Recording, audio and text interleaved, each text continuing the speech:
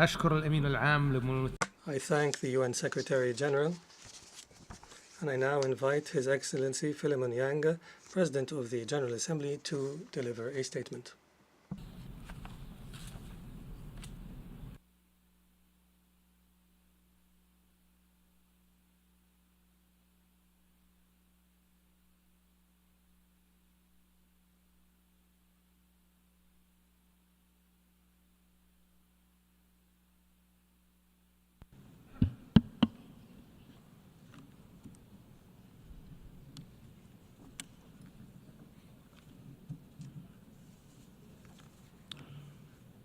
Excellent. Your Excellency, Minister Jean-Noël Barrot. Your Highness, Prince Faisal bin Farhan, Mr. Secretary General of the UN, Prime Minister Dr. Mohammed Mustafa, Your Excellencies, ladies and gentlemen.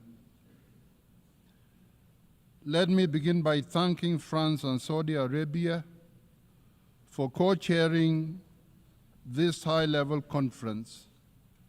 Bravo, well done. I also commend the co-chairs of the 8 working groups for their efforts in preparing for this conference. Excellencies, we are at a critical moment in the long history of the Israeli-Palestinian conflict. It is indeed a history-making moment. The abhorrent attacks of Hamas on 7th October 2023 against Israel caused a war in Gaza, which has been ongoing for over 21 months. We have called for an immediate end to the conflict and the unconditional release of all the hostages. The war in Gaza has brought unimaginable suffering to thousands of human beings, to Palestinian civilians, including women and children, who continue to face death, destruction, deprivation, and displacement on a horrifying scale, and to Israeli hostages who remain in captivity under extremely painful conditions. This human suffering is unacceptable, and it must end now. Excellencies, the horrors in Gaza and the endless cycle of violence between Israel and Palestine make it painfully clear we cannot go on like this. This conference today is needed more than ever before and must lead to a decisive change in direction. If we do not address once and for all the Israeli-Palestinian conflict through the two-state solution, we will not be able to achieve lasting peace and stability in Palestine and in the Middle East. This is the reason why we have gathered here today. This is why this conference must be a success, and this is why this conference must chart an irreversible path towards the implementation of the two-state solution. We simply cannot afford more excuses and more delays. We must act now. Your Excellencies, last month, the General Assembly adopted a resolution that reflects the urgent demands of the international community with respect to the war in Gaza. The urgent demands include, first, an immediate, unconditional, and permanent ceasefire to be respected by all the parties concerned. Second, the immediate, dignified, and unconditional release of all hostages held by Hamas and other groups. Third, the immediate and permanent facilitation of full, rapid, safe, and unhindered entry of humanitarian assistance at scale. including food and medical supplies, into and throughout the Gaza Strip, and its delivery to all Palestinian civilians. The international community must ensure that Israel and Hamas finally comply with these demands and with the obligations under international law and international humanitarian law. Excellencies, while the situation in Gaza is dramatic, we must not lose sight of the deeply concerning and equally urgent situation in the occupied West Bank, including East Jerusalem. Violence against civilians, including acts of terror, settler violence, settlement expansion, seizures, demolitions, and forced displacements are eroding any prospects for a political solution to the Israeli-Palestinian conflict.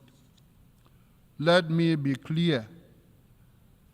This conflict cannot be resolved through permanent war, nor through endless occupation or annexation. Peace and stability will only be achieved when Israelis and Palestinians can live side by side in their own sovereign independent states in peace, security, and dignity. When Palestinians recognize the state of Israel and Israelis recognize the state of Palestine, that will be a good thing. When the world finally honors the legitimate aspirations and rights of both Palestinians and Israelis, when both the state of Israel and the state of Palestine are recognized as legitimate members of the international community and of the United Nations. Until today, more than 140 states have recognized the state of Palestine. The announcement of President Macron that France will be recognizing the state of Palestine in the upcoming session of the General Assembly should encourage more states to take this important step on the way to the realization of the two-state solution. It should also serve to empower those voices in Israel and Palestine who advocate for peace and peaceful coexistence of Israelis and Palestinians.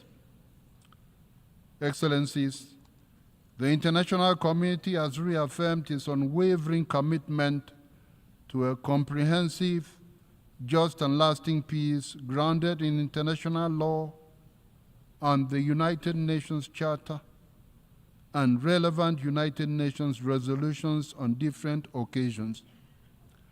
Now we must translate this commitment into action. It has been 78 years since this General Assembly first called for a two-state solution in Resolution 181. It has been 58 years since the Security Council adopted Resolution 242. Time and again, the General Assembly and the Security Council have reiterated their support for a vision of two states within secure and recognized borders based on the 1967 lines in numerous resolutions. It is our collective responsibility to demand the implementation of these resolutions.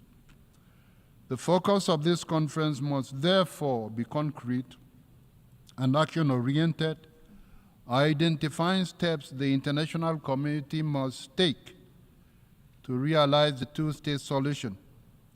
We must restore both hope and trust. Hope that a better future is possible. Trust in the United Nations and our commitment to the peoples of Palestine and Israel.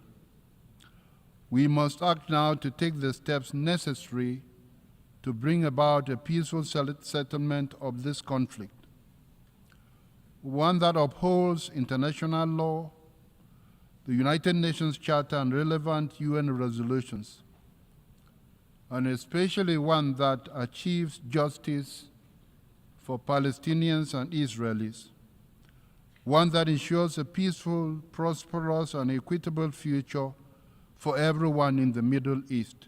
Thank you.